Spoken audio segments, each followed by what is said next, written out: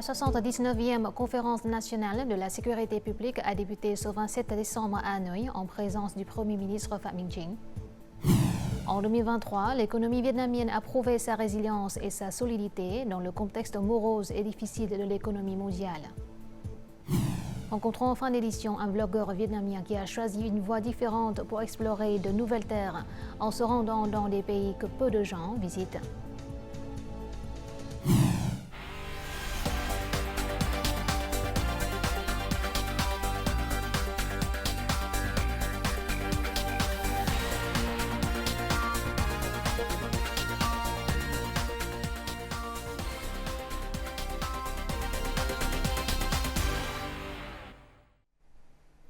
Mesdames, Messieurs, bonjour. Merci d'être avec nous dans cette nouvelle édition du Journal francophone.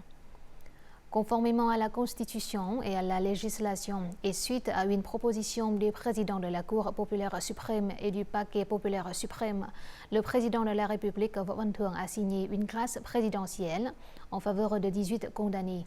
Le chef de l'État a également signé ce mercredi une décision relative à la modification des accords de financement numérotés 6055 VN et 6056 VN concernant le projet d'élargissement et de modernisation urbain. En vertu de ce projet, le gouvernement fait des prêts auprès de l'Association internationale de développement relevant de la Banque mondiale.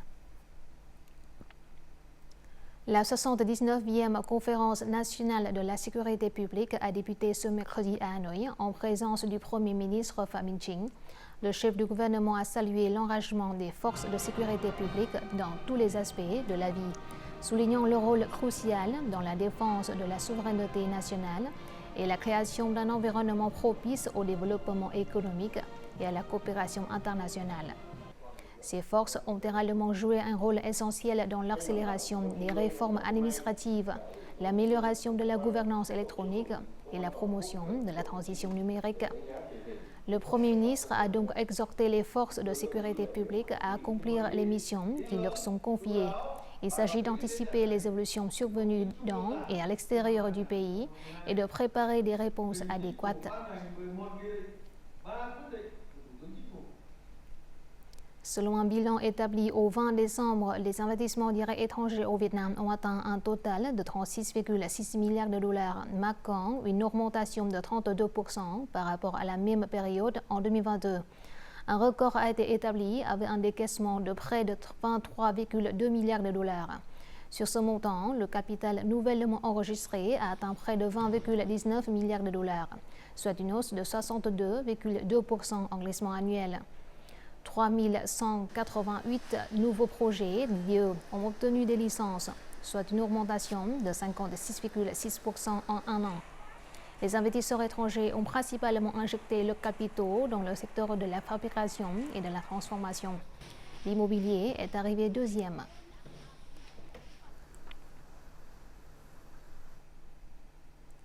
En 2023, l'économie vietnamienne a prouvé sa résilience et sa solidité dans le contexte morose et difficile de l'économie mondiale. Telle est l'évaluation de nombreuses organisations internationales et associations d'entreprises étrangères au Vietnam. Selon les prévisions, la croissance du PIB du Vietnam atteindra 4,7% en 2023, soit près du double du taux de croissance moyen du PIB mondial, et sera parmi les pays ayant le taux de croissance le plus élevé en 2023. Le Vietnam continue de maintenir son attractivité en tant que destination d'investissement de premier plan dans la région. L'économie vietnamienne a subi de forts impacts négatifs au premier trimestre 2023, mais vers la fin de l'année, elle a fait preuve d'une plus grande résilience. Dans le rapport de mise à jour économique de la Banque mondiale, la région Asie-Pacifique en général et le Vietnam en particulier sont toujours en tête en termes de croissance.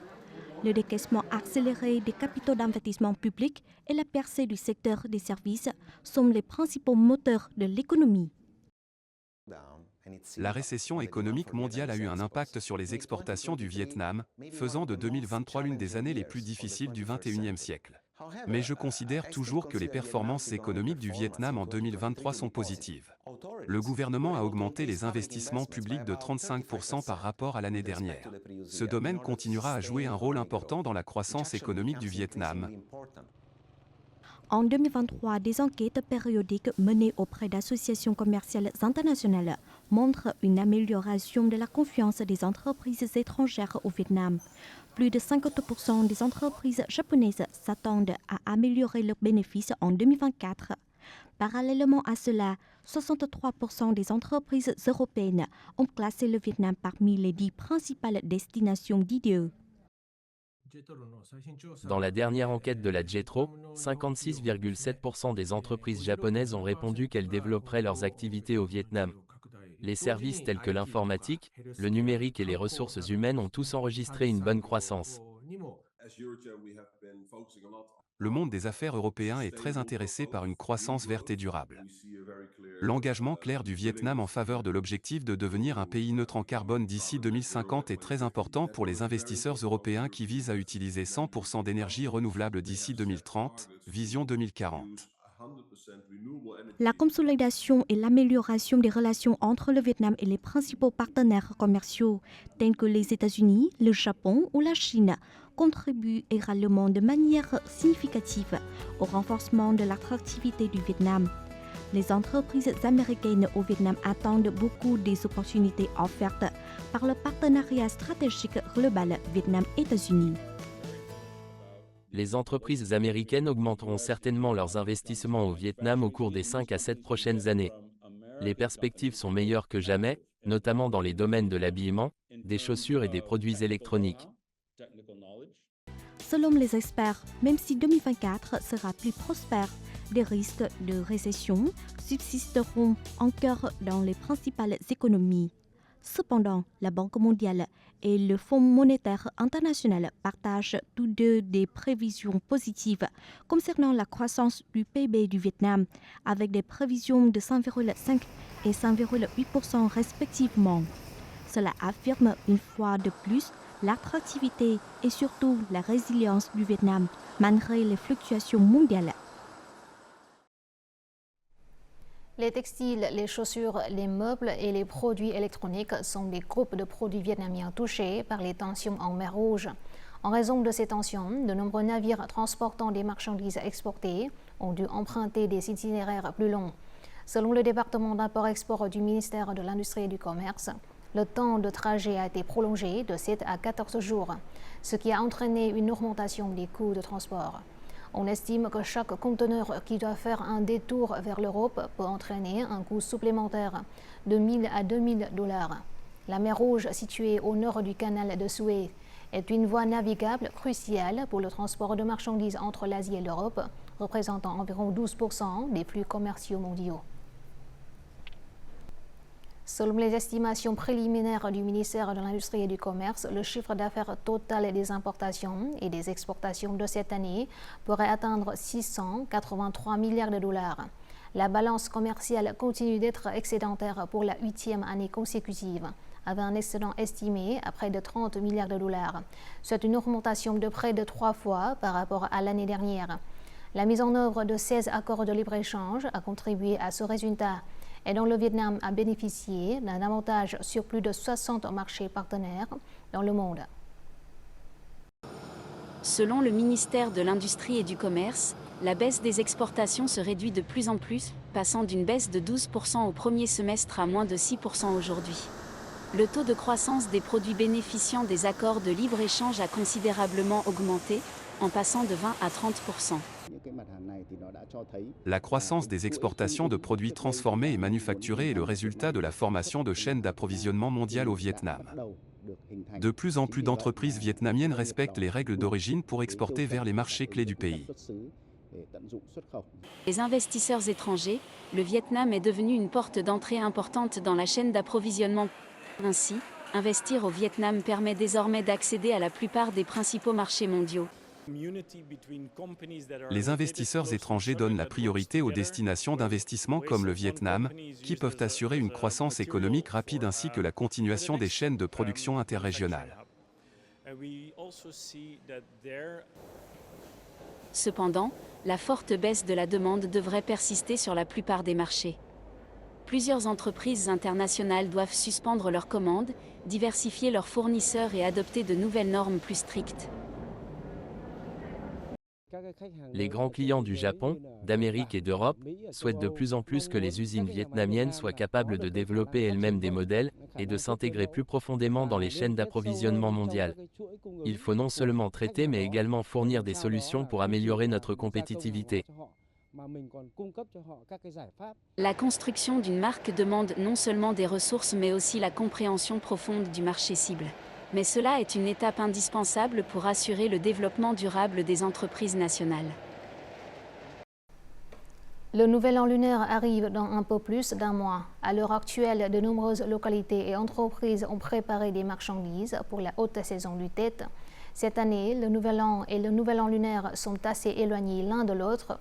C'est pourquoi les entreprises planifient leur production pour anticiper les tendances d'achat et stabiliser les prix de vente. Pour répondre à la demande accrue de biens essentiels pendant le Tết, cette entreprise prépare les matières premières 3 mois à l'avance. On s'attend à ce que la production fournie au marché augmente de plus de 10% par rapport à l'année dernière. Cette année, nous nous efforçons de proposer aux consommateurs des produits de la meilleure qualité.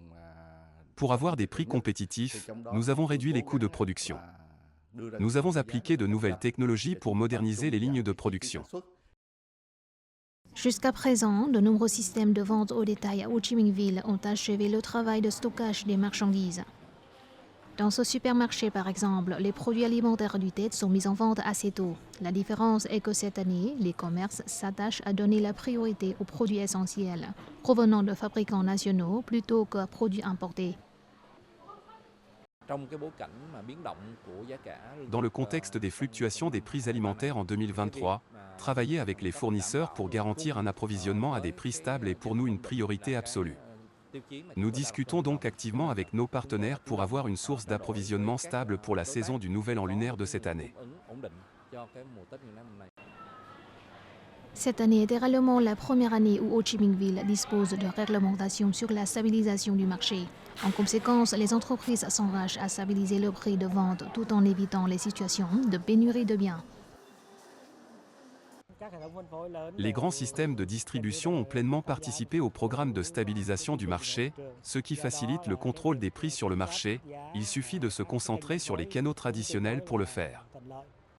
Le service municipal de l'industrie et du commerce organisera des inspections et travaillera avec les localités des zones de matières premières pour garantir des réserves suffisantes et des prix stables, notamment pour les produits dont la demande augmente pendant le Tết, tels que les aliments frais, les légumes verts, le riz et la viande. Notre journal continue avec les taux de change et l'indice de la bourse du Vietnam.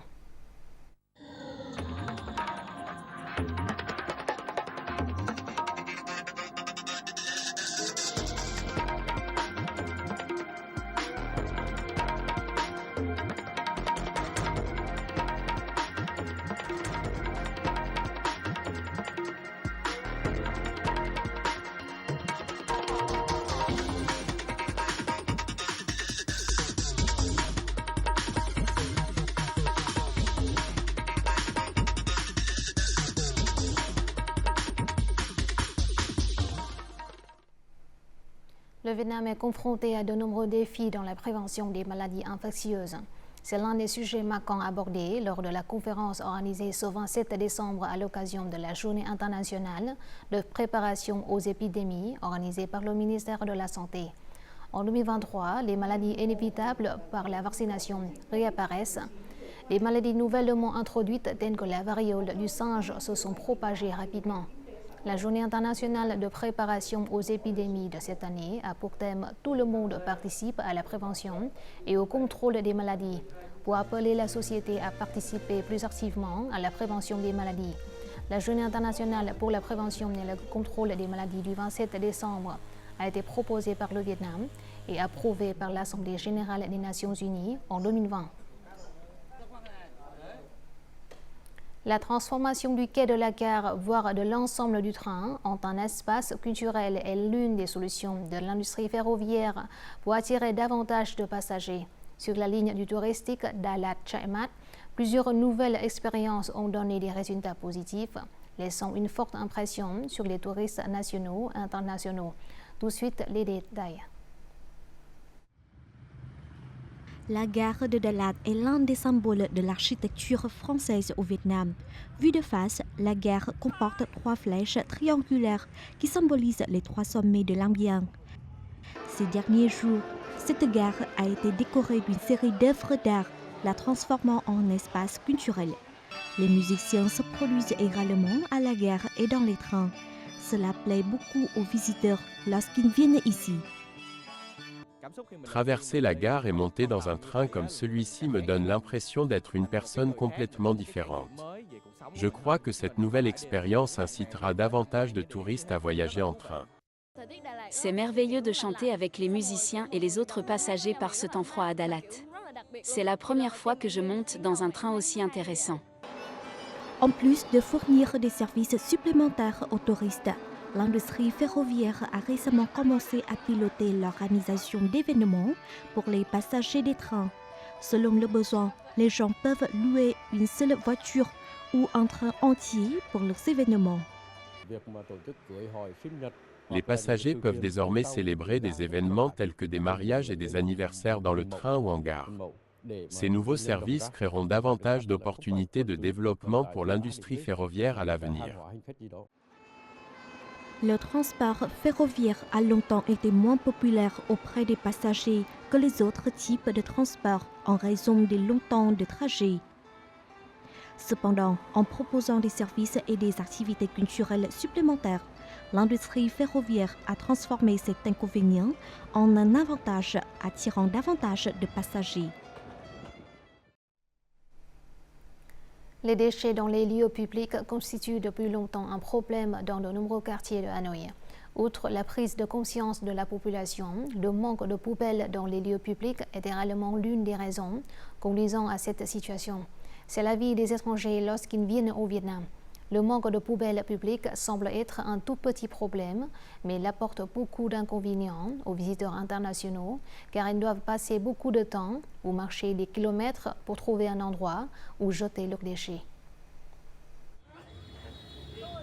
Vivant et travaillant au Vietnam depuis près de 2 ans, Tiffany, une enseignante sud-africaine, est très impressionnée par la cuisine de rue vietnamienne. Elle aime explorer des restaurants de trottoir de la capitale. Cependant, il lui a également fallu beaucoup de temps pour trouver une poubelle publique où jeter les déchets après chaque repas.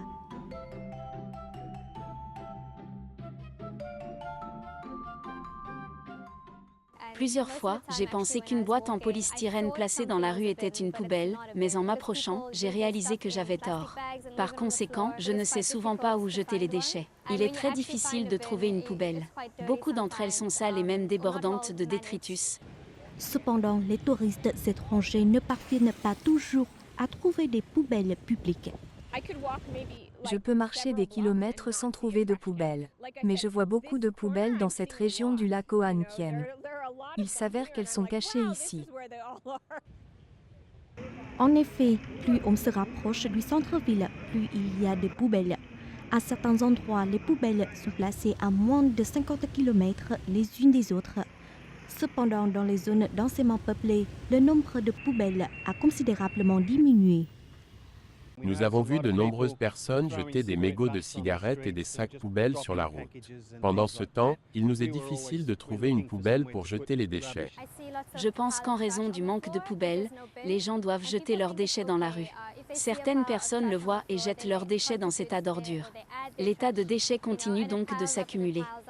Les déchets urbains sont un problème de longue date, mais grâce aux efforts des entreprises environnementales urbaines, l'assainissement de l'environnement de Hanoï ainsi que l'image du pays et du peuple vietnamien se sont considérablement améliorés aux yeux des touristes internationaux. Selon la réglementation, les gens jettent leurs ordures ménagères de 19h à 22h, mais ils les jettent toute la journée. J'espère qu'il y aura plus de poubelles pour que les gens puissent jeter leurs déchets aux bons endroits. De cette façon, ce sera moins difficile pour nous. Pour que l'hygiène environnementale ne soit plus un point négatif aux yeux des étrangers venant au Vietnam, outre les efforts des entreprises environnementales urbaines, il faut une prise de conscience et une responsabilité de chacun. L'aménagement raisonnable des poubelles contribuera également à apporter un environnement vert, propre et beau à la capitale.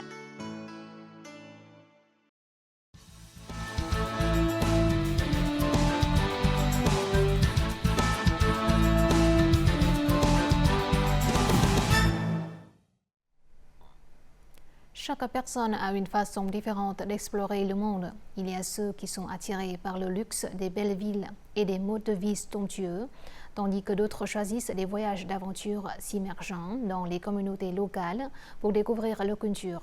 Un blogueur vietnamien a choisi une voie différente pour explorer de nouvelles terres en se rendant dans des pays que peu de gens visitent. En plus de découvrir les cultures de nombreux pays, tout au long de son voyage dans plus de 172 pays et territoires, il a activement promu l'image du Vietnam. Nous le rencontrons tout de suite dans le reportage qui suit. Xin chào các bạn từ thành phố Bukavu của đất nước Cộng hòa Dân chủ Congo. Xin chào các bạn, đằng sau mình là biển Đại Tây Dương, vẫn là thủ đô Kiev của Ukraine. Xin chào tất cả các bạn.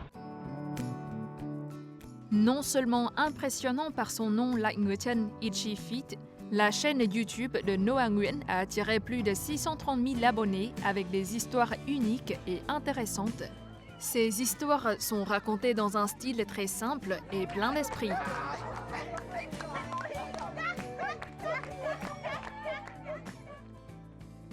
Contrairement à d'autres chaînes YouTube de voyage, la chaîne Lại Người Chân ne publie pas de paysages magnifiques ni de vidéos créées avec des effets accrocheurs. Il s'agit plutôt d'une histoire simple dans des pays lointains et peu connus.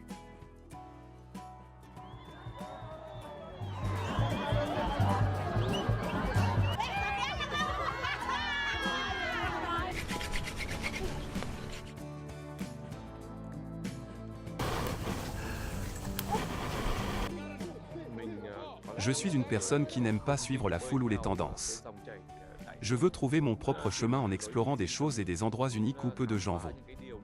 En fait, lorsque je me rends dans des régions aussi reculées, je n'ai pas d'autre choix que d'y engager un guide touristique. Parce que la plupart des habitants des tribus isolées ne parlent que leur propre langue. Ici, ils voient rarement des étrangers, il est donc très tabou pour vous de visiter librement leur village et ils considéreront cela comme un empiètement sur leur territoire. J'ai commencé mon voyage pour explorer le monde en 2010, outre le vietnamien, qui est ma langue maternelle, je parle aussi l'anglais, le russe et l'allemand. Je peux également communiquer en français, chinois et polonais. Pour voyager en toute sécurité, nous devons nous préparer soigneusement en termes de connaissances et de santé. Il faut aussi apprendre à travers des livres et des personnes expérimentées.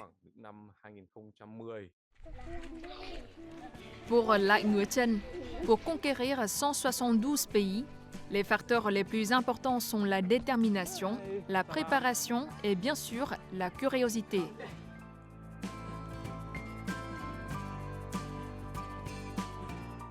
Après des expériences de vie diverses dans de nombreux endroits à travers le monde, quel endroit mérite le plus la peine d'être visité pour ce jeune homme?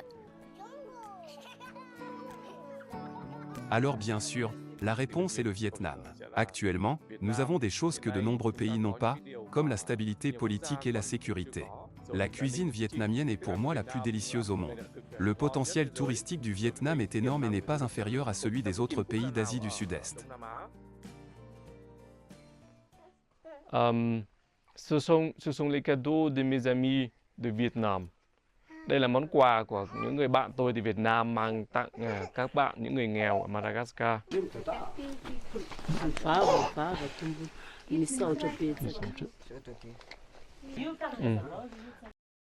Non seulement il explore les cultures de différents pays, mais dans son voyage à la conquête du monde, Lại Người Chân s'efforce toujours de promouvoir autant que possible l'image du Vietnam. Au nom de ses amis vietnamiens, il a donné de l'argent aux pauvres de Madagascar et distribué des bonbons aux enfants de Burundi, un pays classé par le FMI comme le pays le plus pauvre du monde.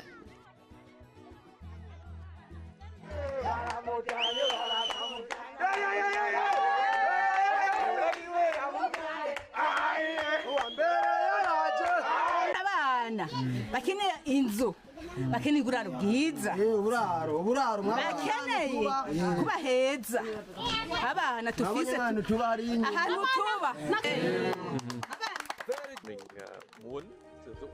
Je veux profiter de mon voyage pour promouvoir un peu l'image du Vietnam et montrer à tout le monde où se trouve le Vietnam et à quoi il ressemble. Un pays magnifique et hospitalier.